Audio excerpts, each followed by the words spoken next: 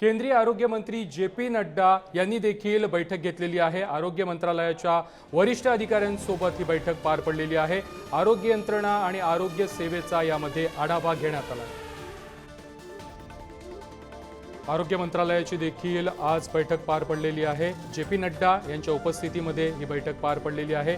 युद्धजन्य परिस्थिती निर्माण झाली आणि भारत पाकिस्तानमध्ये तणावाचं वातावरण निर्माण झालं, तर आरोग्य यंत्रणा देखील सज्ज ठेवण्यासंदर्भात या बैठकीमध्ये चर्चा करण्यात आल्याची माहिती मिळते। या संदर्भात अधिक माहिती देत आहेत आमचे प्रतिनिधी शिवाजी काळे।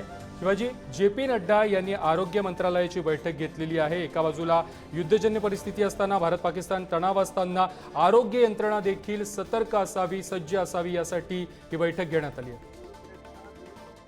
भारताची आरोग्य यंत्रणा सतर्क असावी, कारण जेव्हा इमर्जन्सी परिस्थिती निर्माण होते तेव्हा जखमींना वेळेवर उपचार मिळावे यासाठी काही मार्गदर्शक सूचना तयार करण्यात येणार आहे।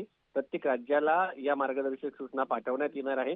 खास करून सीमालगतच्या जे राज्य आहे त्यांच्यासाठी विशेष सूचना तयार करण्यात येणार आहे आणि या ठिकाणी इमर्जन्सी जो टास्क करण्यात येणार आहे त्या राज्यांना विशेष करून औषधांचा पुरवठा असो किंवा कोणकोणती काळजी घेणं अपेक्षित आहे त्या टास्क फोर्सकडनं खासगी जे दवाखाने आहेत त्यांना कोणताही व्यक्ती उपचारासाठी जेव्हा येईल तेव्हा त्यांना उपचार देण्याचे निर्देश देखील दिले जाऊ शकते, जसं कोविडच्या काळामध्ये आपल्याला पाहायला मिळालं होतं।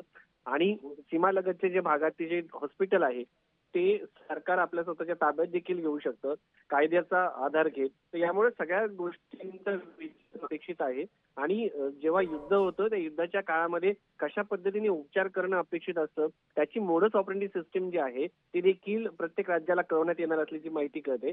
आणि प्रत्येक खास करून सीमालगतचे जे भाग आहेत गुजरात, जम्मू काश्मीर, पंजाब या राज्यांना विशेष अशा सूचना